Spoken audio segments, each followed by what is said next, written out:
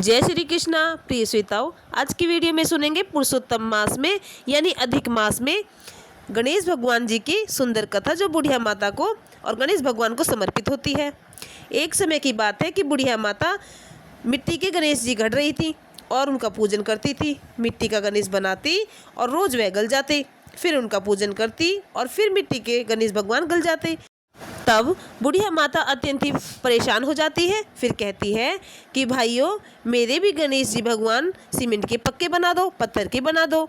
इस पर वे मिस्त्री कहते हैं कि हे माता, जब तक हम तेरे गणेश भगवान जी को घड़ेंगे तब तक तो हमारी दीवार पूरी बन जाएगी, इसलिए तू हमें परेशान मत कर।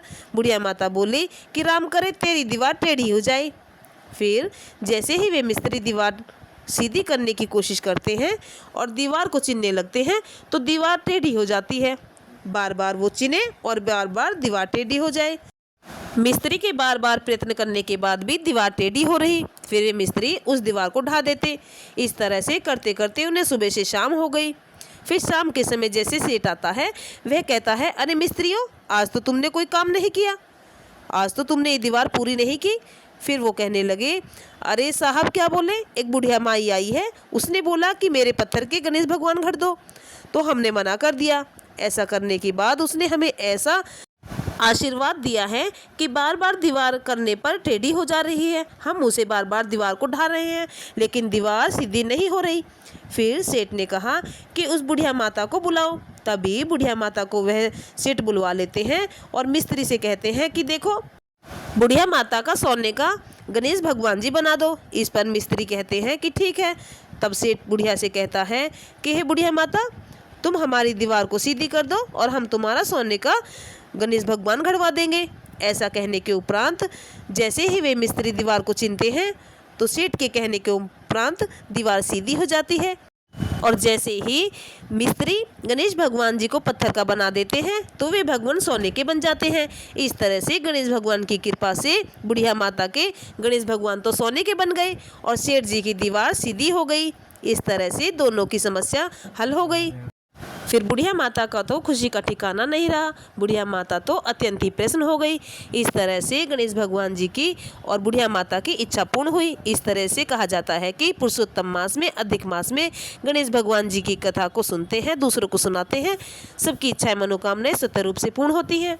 हे गणेश भगवान, जैसे तुमने बुढ़िया माता के ऊपर अपनी कृपा की और सेठ के ऊपर कृपा की, वैसे ही हम सब के ऊपर भी अपनी कृपा बरसाना। इस तरह से कहते सुनते हुंकारा भरने वाले का सबका भला करना। बोले श्री गणेश भगवान की जय, माता लक्ष्मी की जय।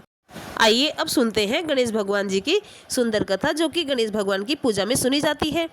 सदा भवानी दाहिनी गौरी पुत्र गणेश, पांच देव रक्षा करे ब्रह्मा विष्णु महेश। जय गणेश जय गणेश जय गणेश देवा, माता जाके पार्वती पिता महादेवा। एक दंत दया दंत चार भुजाधारी, मस्तक पर सिंदूर सुहे मूसे की सवारी। जय गणेश जय गणेश जय गणेश देवा, माता जाके पार्वती पिता महादेवा।